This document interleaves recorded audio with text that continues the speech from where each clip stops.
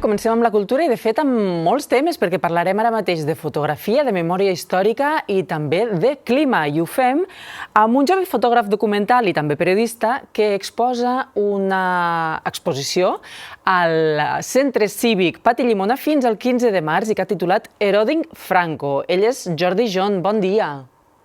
Com vas arribar a unir els dos punts, les polítiques franquistes amb l'erosió del clima? Hola, bon dia. Ara sembla que sí.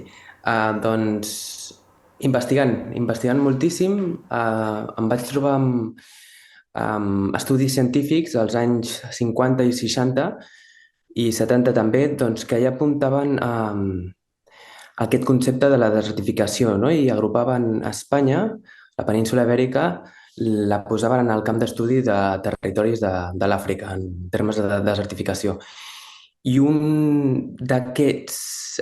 aquestes idees més importants va ser el turisme de masses. Hi ha investigadors com J.J. Parsons als anys 70 que ja apuntaven que el turisme de masses tindria una repercussió total, no? Tant en les nostres vides com també en el paisatge. Això ens ho expliques a l'exposició amb imatges, amb textos, que són fruit d'una investigació que tu has fet per diversos indrets de l'Estat. Què és allò que t'ha cridat més l'atenció de les investigacions que has fet? Doncs probablement sigui el litoral del Mediterrani, no? I tot això està lligat doncs, al que venim parlant tot el matí del turisme. Jo crec que Espanya s'ha transformat des del miracle econòmic en un monstre de turisme i això té una repercussió total en les nostres vides.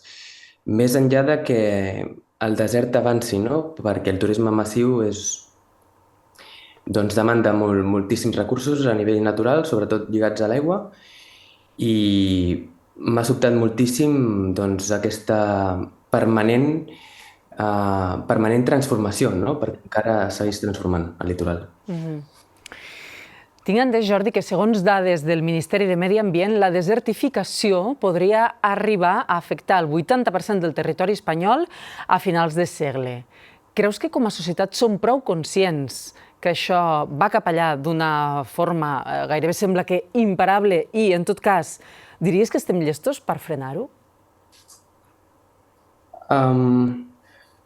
Sí i no a la vegada, no? Perquè, per exemple, a Almeria la gent conviu amb terres poc fèrtils. És veritat que conviuen també amb la paradoxa doncs, que són l'hort d'Europa, junt amb Múrcia, però el que tracto sobretot de demostrar en Eroding Franco és que més enllà de viure en un desert, que és on anem destinats, és la gran deshumanització que hem patit, no? A través d'una certa d'idees que hem heretat del milagro econòmico durant la dictadura entre els anys 50 i 70 i que estan relacionades amb el turisme de masses, l'agroindústria i el sector de la construcció.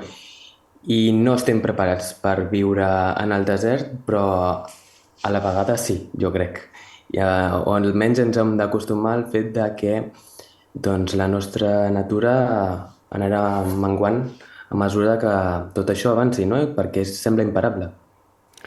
Clar, dius que la natura anirà minvant, seran diverses les generacions que patiran les conseqüències de tot això del que estem parlant, i tu parles, a més, de deshumanització. En quin sentit?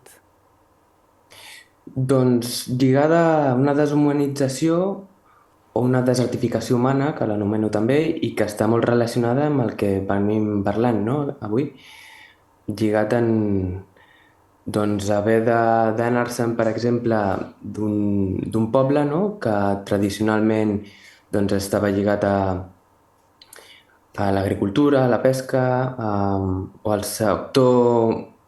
Hi ha una vida molt més senzilla i que ara doncs, hem anat doncs, directes al sector serveis i una vida destinada al turisme massiu, no? Per exemple, jo, en el meu cas personal, la meva família ho ha viscut, no? Com que ha viscut entre Cambrils i Salou i sempre ha estat a remolc d'aquesta idea doncs, de que ens anem perdent territori, no? I la platja sembla menys nostra cada cop més. Tu a l'exposició fas servir el poder de la fotografia per fer reflexionar la gent. L'exposició ja fa ben bé 2 setmanes que està oberta al públic. No sé si tens feedback de la gent que ja l'ha vist. Sí, divers, sí, molt diferent, d'aquí, també estranger. Um, I sí, és veritat que a mi el que més m'ha agradat d'aquesta oportunitat que l'he tingut gràcies al Photographic Social Vision de poder exposar tot això és que la gent doncs, no ha lligat, no, aquesta idea doncs, que hem heretat el concepte de turisme massiu, no? Que és una idea que va néixer als anys 50 i 60, que no l'hem qüestionat i que ara té aquest impacte que va més enllà de l'ecològic.